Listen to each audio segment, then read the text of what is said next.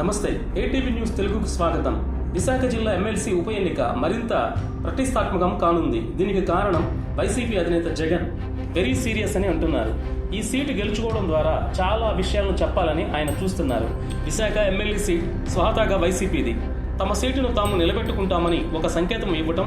రెండవది, విశాఖలో వైసీపీ బలంగా ఇంకా అలాగే ఉందని చాటి చెప్పడం. మూడవది, తెలుగుదేశం కూటమి కట్టిన అధికారంతో అన్ని చెలాయించిన వైసీపీ ఎలా గెలిచిందో అందరికీ చూపించడం. అలా కేడర్లో విశ్వాసం పాదుకొల్పడం. ఉత్తరాంధ్ర నుంచే వైసీపీ జైత్రయాత్రకు శ్రీకారం చుట్టడం. కేవలం 2 నెలల తేడాతోనే టీడీపీ కూటమిని ఎలా ఓడించామో ఏపీ మొత్తానికి తెలియజెప్పడం. ఇలా అనేక కోణాల్లో ఆలోచించి జగన్ ఈ ఎమ్మెల్సీ ఉప ఎన్నికలు సీరియస్గా తీసుకున్నారు.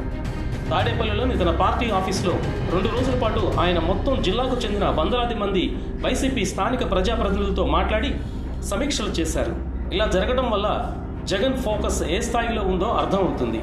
అలాగే సీనియర్ నేత బొత్స సత్యనారాయణను ఎందుకు నిలబెట్టాల్సి వచ్చిందో కూడా ఆయన వివరించి చెప్పారు. బొత్స అనుభవాలు, వ్యూహాలు పార్టీకి మరింత స్థాయిలో బలాన్ని చేకూరుస్తాయని అధినాయకత్వం ఊహిస్తుంది. అలాగే బొత్స సత్యనారాయణకు పార్టీ పూర్తిగా అండదండలు అందిస్తుంది. మాజీ మంత్రులు కురసాల కన్నబాబు, అంబటి రాంబాబులను విశాఖకు పంపిస్తున్నారు. ఈ ఉప ఎన్నికల్లో ఎలాగైనా గెలిచి తీరాలి. తమ పార్టీ ప్రజాప్రతినిధులను సైతం క్యాంపు పాలిటిక్స్తో వైసీపీ కాపాడుకుంటుంది. ఒక విధంగా వైసీపీ బాగా అలర్ట్ అయింది. కూటమికి బిగ్ ఛాలెంజ్ అని విసిరింది. మొత్తం పరిస్థితి గమనించిన టీడీపీ కూటమి గండి బాబ్జీ, షీలా గోవిందుల పేర్లను పరిశీలిస్తుంది.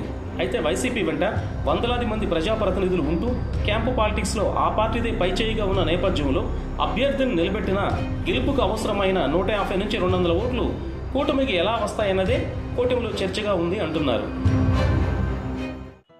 Hi, this is Shiva Reddy, Tollywood movie and mimicry artist. ATV Health, ATV Devotional and ATV News. Please subscribe, like and share.